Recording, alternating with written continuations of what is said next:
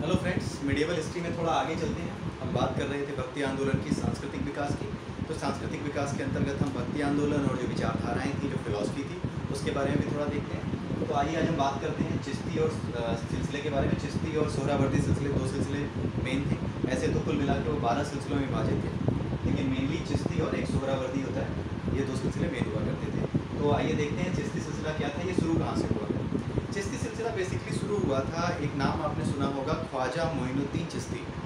ख्वाजा मोइनुद्दीन चिश्ती से इस चिश्ती सिलसिले की शुरुआत मानी जाती है। और ये शुरुआत कब से हुई? ये शुरुआत हुई थी 1192 में, जब जो आप हमारे ख्वाजा मोइनुद्दीन चिश्ती भारत आए। ठीक है, गौरी के आक्रमण के बाद ख्वाजा मोइनुद्दीन चिश्ती भारत आए और पृथ्वीराज की हार के बाद 1192 में पृथ्वीराज की हार हो गई थी। उसके बाद ये ख्वाजा मोइनुद्दीन चिश्ती 1192 में भारत आए और उनके आते ही ख्वाजा मोइनुद्दीन चिश्ती के आते ही चिश्ती सिलसिले की शुरुआत हो गई। ये सूफी संत हुआ करते थे, आत्मिक उन्नति पर बल देते थे, मेटलिस्टिक चीज़ों से दूर रहते थे, भौतिकतावादी चीज़ों से दूर रहते थे। उनका मेन काम होता था अपने भीतर ईश्वर को खोजना, आत्मा को खोजना, अपने खुदा को खोजना, उसको तलाशना, अपनी आत्मिक उन्नति करना, बजाय इसके कि सांसारिक उन्नति की जाए। तो ये सूफी संतों के काम हुआ करते थे। जैसे हमारे यहाँ भक्ति आंदोलन में जो हमारे भक्ति काल के संत थे, जैसे नामदेव थे या कबीर थे, ये भी अपनी आत्मिक उन्नति पे ही जोर देते थे। ठीक है, तो यही चिश्ती सिलसिले की खासियत थी। ठीक है, ये बेसिक बातें हैं चिश्ती सिलसिले की। अब देखते हैं फरीदुद्दीन चिश्ती के बारे में। एक नाम आपने यहाँ देख लिया, ख्वाजा मोइनुद्दीन चिश्ती। यहाँ मैंने लिखा नहीं है, आप उनका नाम लिख लीजिएगा, ख्वाजा मोइनुद्दीन चिश्ती। उनसे ही चिश्ती सिलसिले की शुरुआत होती है। जब भी कोई सिलसिला शुरू होता है तो गुरु शिष्य परंपरा उसमें फॉलो की जाती है, जैसे कि हमारे हिंदू धर्म में होती है। तो इनके यहाँ भी गुरु शिष्य परंपरा फॉलो की जाती थी। और पिछले वीडियो में मैंने बताया था कि इनके यहाँ गुरु शिष्य और गुरु का जो उत्तराधिकारी होता है उसको कुछ विशेष नाम दिए जाते थे। क्या नाम दिए जाते थे? जो गुरु होता था उसको क्या कहते थे? पीर कहते थे। ठीक है, गुरु का जो चेला होता था उसे क्या कहते थे? मुरीद कहते थे। ठीक है, कहते हैं ना कि मैं तो आपका मुरीद हो गया, आपकी ऐसी बातें सुन के तो मैं आपका मुरीद हो गया। उसके अलावा एक होते थे वली। वली का मतलब होता है गुरु का उत्तराधिकारी। ठीक है, आगे जो गुरु की जो गद्दी संभालेगा वो, उसको कहते हैं उसको कहते हैं वली।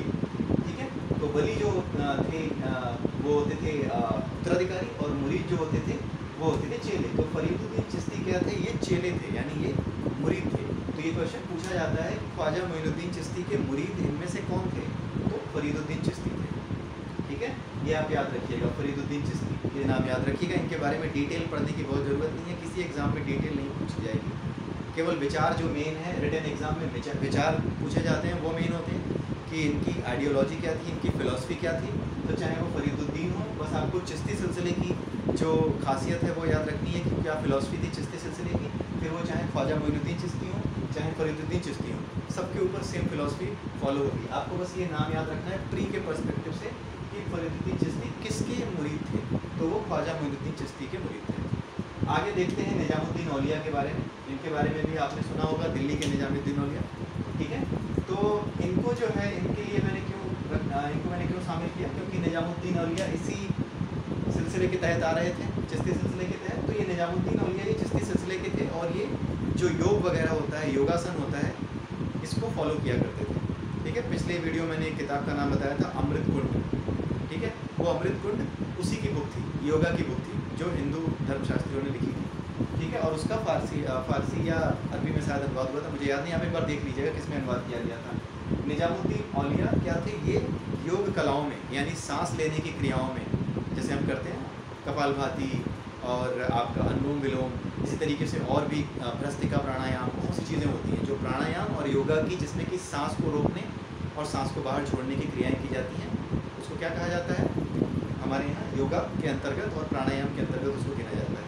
ठीक है, जैसे हमारे यहाँ जो बेसिक कॉन्सेप्ट है सांस को रोकने और छोड़ने का, उसमें 3 स्टेप्स होते हैं। पहला होता है कुंभक। कुंभक का मतलब होता है सांस को खींचना और पेट के अंदर रोकना। जब आप सांस को खींचिए, पेट में आपको ऐसे लेना है जैसे कि पेट में आप हवा को भर रहे हो। तो जब आप उसको पेट में हवा को भर के रोकते हो तो उसको क्या कहते हैं? कुंभक कहते हैं। पेट में हवा को रोकना, उसको कहा जाता है कुंभक। ठीक है, जो रोक करके जितनी देर आप रखते हो, जितनी भी देर आप उसको रोकते हो, एक होता है कि आपने सांस ली और छोड़ दी। ठीक है, ऐसा नहीं, सांस ली, इसको कहते हैं कुंभक, भरी, पेट में भरी, वो कुंभक हो गया। थोड़ी देर रोकी, जो रोकने की क्रिया है थोड़ी देर, इसको क्या कहते हैं? रेचक।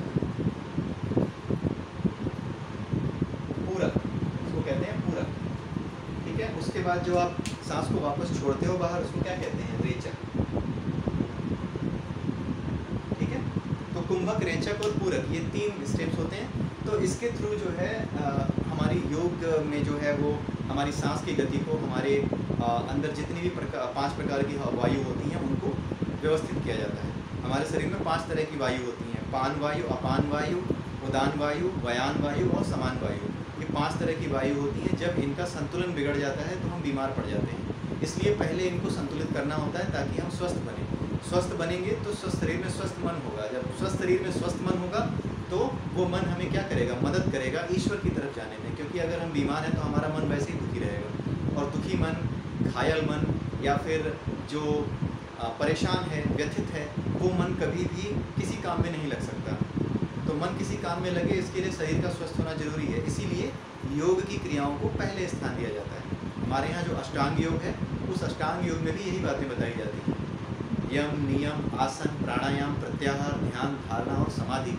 ये स्टेप्स बड़े ही सीक्वेंशियल वे में और बड़े ही साइंटिफिक वे में इसी तरीके से अरेंज किए गए हैं। ठीक है, तो उसमें जो योग आता है, यम, नियम, आसन, जब हम आसन की बात करते हैं, प्राणायाम की बात करते हैं, तब यहाँ पर ये क्रियाएं आती हैं, ताकि आप अपने मन को वाणी से शुद्ध करो। यम नियम का मतलब होता है क्या करना चाहिए और क्या नहीं करना चाहिए, वो यम और नियम के अंदर आ जाते हैं। फिर आसन में आता है किस तरह से सही तरीके से बैठें, योगासन कैसे करें, आसन कैसे लगाएं, ताकि अपने अंदर की वायु को हम संतुलित कर सकें। जो 5 प्रकार की वायु है हमारे अंदर, उनको हम संतुलित कैसे कर सकें, वहाँ पर आप करते हो आसन और प्राणायाम। वहाँ पे आसन और प्राणायाम की बात आती है। आसन और प्राणायाम के बाद ध्यान, धारणा और समाधि होती है। जब आप अपने मन को ऐसा कर लेते हो कि वो दुखी नहीं है किसी चीज़ से, वो किसी चीज़ में परेशान नहीं है, इधर उधर भाग नहीं रहा है, और शरीर में कोई व्याधि भी नहीं है, कोई रोग भी नहीं है। अगर शरीर में कहीं चोट लगी हो, कहीं दर्द हो रहा हो, तो आपका मन किसी काम में नहीं लग सकता। ये आपका पर्सनल अनुभव होगा। और जब तक मन किसी काम में नहीं लगेगा, चाहे वो भौतिक जगत का अध्ययन करना हो या आध्यात्मिक जगत का अध्ययन करना हो, आप कभी सफल नहीं हो सकते। इसलिए योग का महत्व हमारे जीवन में है। योग का महत्व सिर्फ इसलिए नहीं है कि आप अपने शरीर को स्वस्थ रखें। हमारे यहाँ सारी जो हमारी फिलॉसफी है, जिसके अंदर ये योग, प्राणायाम, आसन लाए गए हैं, उसका मेन पर्पज़ ये है कि मनुष्य के जीवन का एकमात्र मुख्य उद्देश्य क्या है? उसकी आत्मा का परमात्मा से मिलना। ये बेसिक कॉन्सेप्ट है। ठीक है, इसके लिए ही बड़ी चालाकी से, बड़ी चतुराई से ये चीज़ें बनाई गई हैं। जो समझते हैं उनके लिए भी, जो नहीं समझते हैं उनके लिए भी रास्ता इसी तरह से बनाया गया है। उनको लाभ का लालच दे करके या कैसे भी करके इस तरह की चीज़ें उनमें डाली जाती हैं, और धीरे धीरे वो समझ जाते हैं कि इसका क्या महत्व है। अगर आप कभी योग नहीं करते थे, अचानक से आप योग करना शुरू कीजिए, प्राणायाम करना शुरू कीजिए, आपका मन एक विशेष स्थिति में आ जाएगा। ये 100% गारंटी है। अगर ना आए तो मेरा वीडियो देखना बंद कर दीजिएगा, ये होगा ही होगा। आपका मन एक विशेष स्थिति में आ जाएगा। अगर आप मेटलिस्टिक थे तो आप धीरे धीरे एक बैलेंस बना लेंगे मेटलिज्म और अपने मन के बीच में, मेंटल स्टेट के बीच में आप एक बीच में आ जाएंगे, जहाँ से आपको रहस्यमयी संसार भी उधेड़ने का मन करेगा, खोजने का मन करेगा, प्रकृति के रहस्यों को खोजने के विचार आएंगे। ठीक है, ये होता ही होता है। यही सूफियों का संदेश है। यही हमारे यहाँ भक्ति आंदोलन में जो कबीर थे या रहीम थे या जो भी थे, जिन्होंने भी इन पे इतनी बड़ी बड़ी ग्रंथ लिखे हैं, इतनी बड़ी बड़ी टीकाएँ लिखी हैं, उन सब का उद्देश्य यही था। ठीक है, एक मिनट, सॉरी। तो उसका जो मुख्य उद्देश्य था वो यही था, योग का, प्राणायाम, आसन का, ताकि आप अपने मन को संतुलित करके मन का सही इस्तेमाल कर सको। ठीक है, तो यही सारे काम जो है निजामुद्दीन औलिया किया करते थे। ठीक है, अपनी आत्मिक उन्नति के लिए मन को वो पकड़ते थे। मन को पकड़ना जरूरी है। आत्मा की उन्नति के लिए मन को पकड़ना जरूरी है। ये एक कॉम्प्लिकेटेड कॉन्सेप्ट है जिसको एक्सप्लेन भी किया गया है भगवद गीता में। If I get some time then I will explain it. But हाँ, निजामुद्दीन औलिया इन्हीं चीज़ों में पारंगत थे। इसी वजह से इनको क्या कहा जाता था, जो हिंदू धर्मगुरु थे वो इनको सिद्ध कहते थे।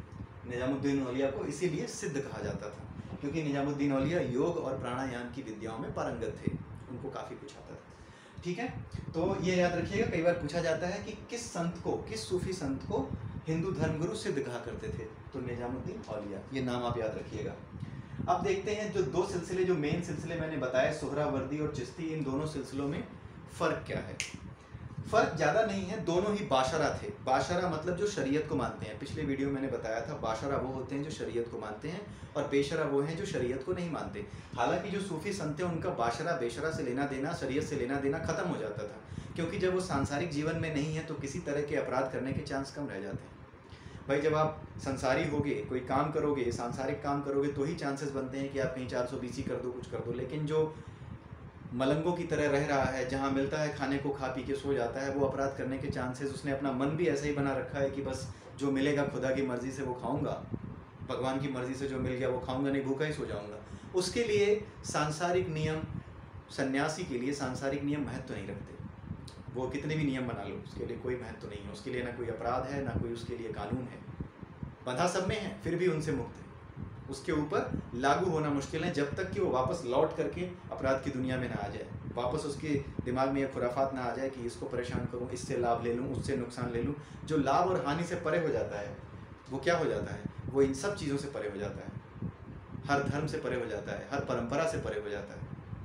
ठीक है, यही चीज़ भागवत गीता में भी कृष्ण ने समझाई है। सर्वधर्मान परित्यज्य माम एकम शरणम व्रज अहम त्वया सर्व पापेभ्यो मोक्षयिष्यामि मा शुचः। यानी सभी धर्मों के भेद भूल जाओ, सभी धर्मों के भेदों को भूलकर, उनके सिद्धांतों को भूलकर एक मेरी शरण में आओ।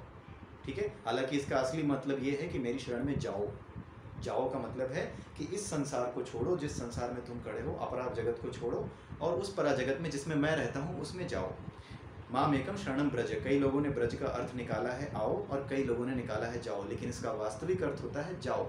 ठीक है, आप कहीं भी संस्कृत में देखेंगे तो वास्तविक अर्थ है जाओ। तो यही चीज़ समझाई गई है भागवत गीता में भी।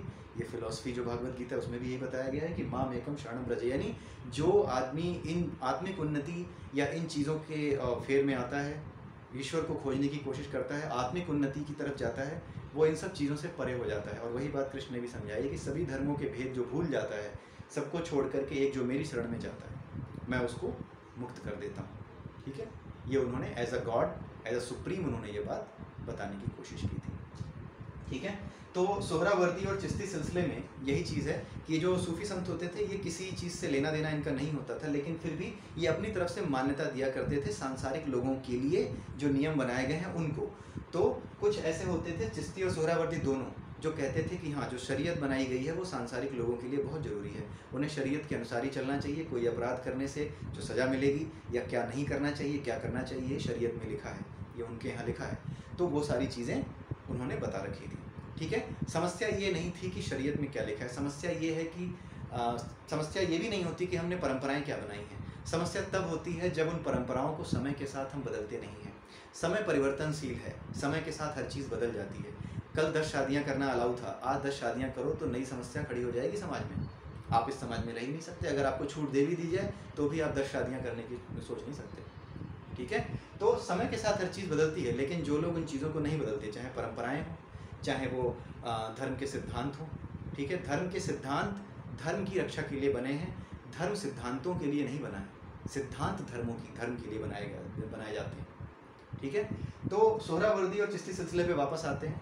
ये लोग क्या थे, ये लोग ये किया करते थे कि शरीयत को मान्यता देते थे। ये चीज़ याद रखिएगा कि सोहरावर्दी और चिश्ती सिलसिले दोनों ही शरीयत को मान्यता देते थे, लेकिन इनमें फ़र्क इतना था कि जो चिश्ती थे वो राजाओं के यहाँ, सुल्तानों के यहाँ, दरबारों में नहीं रहा करते थे। ठीक है, वो कहते थे कि हमें इन चीज़ों से दूर रखो, हम राजकाज में कोई दखल नहीं देने वाले, ना ही हमें कोई इंटरेस्ट है, हमें अपने खुदा में इंटरेस्ट है, हम उसकी खोज में जा रहे हैं, हम तो मलंग हैं। ठीक है, लेकिन सोहरावर्दी क्या थे, उन्होंने कहा कि नहीं, कोई दिक्कत नहीं है, हम अच्छे से रहेंगे, हमें कोई समस्या नहीं है, हमारा और ईश्वर के साथ नाता आत्मा का है। शरीर के बाहर हम चाहें कितना भी सोना चांदी पहने, लेकिन अगर हम उसमें आसक्त नहीं हैं तो भी हम सन्यासी हैं। ठीक वही बात जो भी गीता में कही गई है। ठीक है, सन्यासी मन से होता है, तन नहीं, मन गेरुआ होना चाहिए, वो असली सन्यासी है। तो यही बात जो है सोहरावर्दी कहा करते थे। हालांकि कुछ ऐसे लोग होते हैं जो इन सिद्धांतों का गलत इस्तेमाल करके कमाई करने बैठ जाते हैं, अपने दोनों हाथों की 8 उंगलियों में पहनते हैं सोने की अंगूठी और पब्लिक को समझाते हैं मोह माया छोड़ दो। ठीक है, और उसके बाद पता चलता है कि बड़े बड़े कांड सामने आ रहे हैं उनके। तो इसलिए क्या है कि सोहरावर्दी और चिश्ती सिलसिले और बाकी जो चीज़ें हैं उसको समझते हुए हमें ये समझना चाहिए कि कोई भी सिद्धांत, कोई भी धर्म का जो कोई भी परंपरा है, धर्म को लेकर के जो बनाई गई है, धर्म की खातिर जो परंपरा बनाई गई है, समय के साथ उसको परिवर्तित करना, उसे बदल देना, ज़रूरत पड़े तो उसे तोड़ देना बहुत ज़रूरी है। ठीक है, तो ये डिफरेंस आप याद रखिएगा कि चिश्ती मलंगों की तरह रहते थे, उनको राजकाज से कोई लेना देना नहीं था, राज्य की तरफ से मिलने वाली सुविधाएं नहीं लेते थे। इनको मकान देने की पेशकश की जाती थी, लेकिन ये नहीं लेते थे। सोहरावर्दी क्या थे, ये ले लेते थे, ये कहते थे कोई बात नहीं, हमारा और उसका संबंध आत्मा का है, शरीर पे हम क्या कर रहे हैं हमें कोई लेना देना नहीं है, हमारा मन जानता है ना कि हम सन्यासी मन से हैं। तो ये चीज़ थी, तो ये आप याद रखिएगा। अब अंत में आते हैं और अगले वीडियो में हम इसको कंटिन्यू करेंगे। भक्ति आंदोलन की शुरुआत, ये जो हमारा सनातन धर्म है उससे रिलेटेड है। सनातन धर्म में भक्ति आंदोलन का जो शुरुआत हुई, जो जोर पकड़ा भक्ति आंदोलन ने, ठीक है, जब मूर्तियाँ और नई नई कलाकृतियाँ, जो बड़े बड़े मंदिर मध्यकाल में जो बने, उसकी समय की शुरुआत जो है वो भक्ति आंदोलन के समय नयनार और अलवारों से हुई। ये दक्षिण भारत में थे नयनार और अलवार, ठीक है। नयनार भगवान विष्णु के और अलवार जो है भगवान शंकर के पुजारी हुआ करते थे, भक्त हुआ करते थे, और इनकी शुरुआत दक्षिण भारत से हुई। इनके बहुत से सिद्धांत ऐसे हैं जो आपको दक्षिण भारतीय ग्रंथों में मिल जाएंगे, जो सनातन जो दक्षिण भारतीय ग्रंथ हैं उनमें मिल जाएंगे, लेकिन उत्तर भारत में इन सिद्धांतों का कोई लेखा जोखा नहीं मिलता। कारण ये है कि दक्षिण भारत में ये जो नयनार और अलवार आंदोलन शुरू हुए, ये आंदोलन क्या थे कि वहीं पे सीमित रह गए। रीज़न क्या था कि संस्कृत भाषा अभी भी भक्ति से रिलेटेड चीज़ों के लिए, या फिर जो फिलॉसफी के कॉन्सेप्ट हैं उसको एक्सप्लेन करने के लिए अभी भी जो संस्कृत लैंग्वेज थी वो इम्पॉर्टेंट थी, और पूरे इंडिया में संस्कृत ही चलती थी फिलोसॉफिकल कॉन्सेप्ट्स को एक्सप्लेन करने के लिए। बट दक्षिण भारत में क्या था, इन्होंने मलयालम में, इन्होंने अपनी स्थानीय भाषाओं में रचनाएं की, जिसकी वजह से उत्तर भारतीयों को वो समझ में नहीं आई, तो वहाँ तक जाने में समस्या हुई। लेकिन फिर बाद में लिंक बने, यहाँ से कुछ संत वहाँ गए और उत्तर भारत में उत्तर भारतीयों की भाषा में उन्हें समझाया, वो बेसिक कॉन्सेप्ट समझाने की कोशिश की, कॉन्सेप्ट समझा दिए, लेकिन जो बेसिक टेक्स्ट है वो शायद अभी भी वही है। उत्तर भारत में पूरी तरीके से वो टेक्स्ट नहीं आ पाया, ठीक है, अदरवाइज वो टेक्स्ट भी बहुत ही रिच है, ठीक है। तो भक्ति आंदोलन की शुरुआत दक्षिण भारत में कहाँ से हुई, नयनारों और अलवारों के उदय से हुई, और दक्षिण भारत में ही वो सीमित ज़्यादातर इसलिए रह गया शुरुआत में क्योंकि दक्षिण भारतीय लोग जो है संस्कृत के बजाय अपनी स्थानीय भाषाओं का, मलयालम, कन्नड़, इन चीज़ों का इस्तेमाल करने लगे, ठीक है। तो आई होप कि आपको आज का वीडियो अच्छा लगा होगा। कल हम फिर मिलेंगे कुछ नए टॉपिक्स के साथ, तब तक के लिए have a nice day and bye bye. And please share my videos, अगर आपको अच्छे लगते हैं तो ऑब्वियसली इसमें जो कुछ भी है आप उसको, अगर आप चाहें कहीं पे आपको डाउट होता है तो यू कैन फैक्ट चेक, आप उसके फैक्ट चेक कर सकते हैं, एंड प्लीज़ शेयर इट, ठीक है, शेयर कीजिए, ज़्यादा से ज़्यादा फैलाइए। Okay, have a nice day, bye bye.